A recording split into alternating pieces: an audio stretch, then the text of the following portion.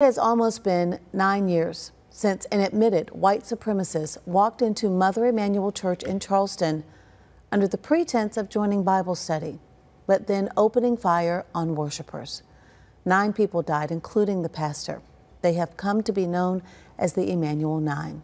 Today, President Biden visited that church as a part of his re-election efforts. WIS reporter Ashley Jones traveled to Charleston to cover the president's visit.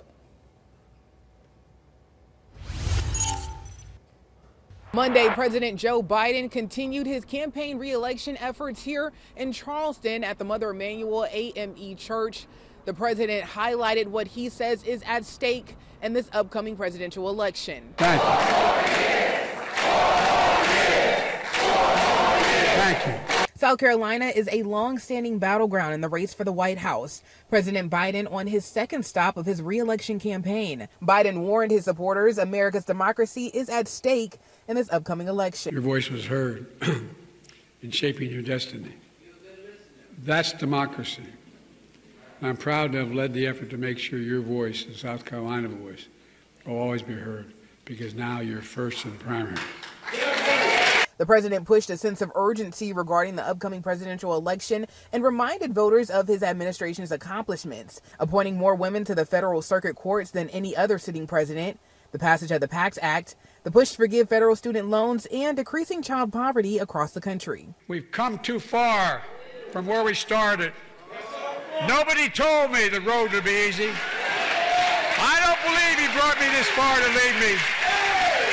My fellow Americans, I don't think the good Lord brought us this far to leave us behind. The president also making a call to keep hate out of the White House, putting a focus on one of the most horrific hate crimes in the country, the shooting and killing of 9 black worshipers during a Bible study at Mother Emanuel AME Church.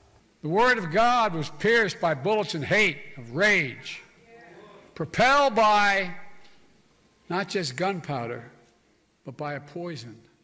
Poison that has for too long haunted this nation. And what is that poison?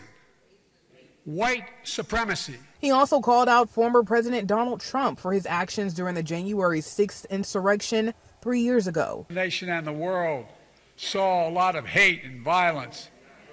For hours, the defeated former president sat in the private dining room off of the Oval Office and did nothing, absolutely nothing. His actions were among the worst derelictions of duty by any president in American history.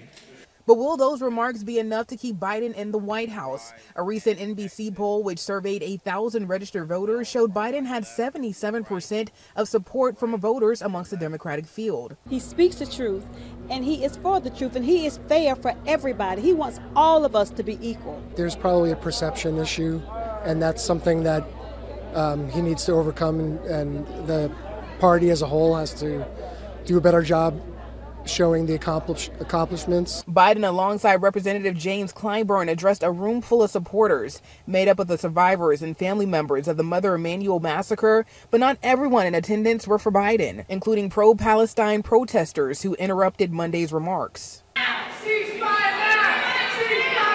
That's all right. That's all right. That's all right.